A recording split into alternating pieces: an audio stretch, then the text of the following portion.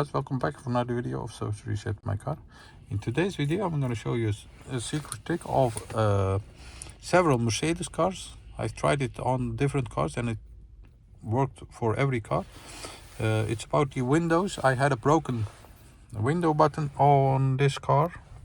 These weren't working and I called the dealership about it and told me to use this button over here to close the window because I had an open window.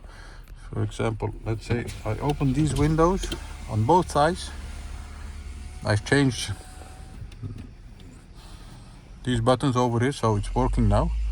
And if these buttons aren't working, then you're going to use this button, press and hold it, have the ignition on, engine not running, and you'll see that both windows are closing. Opening is press again and you'll see that it closes. To close it, press again and you'll see that the window is closing now.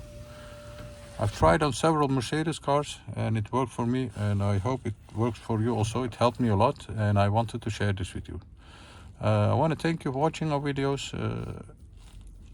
Have a good day, stay safe, see you next time, bye bye.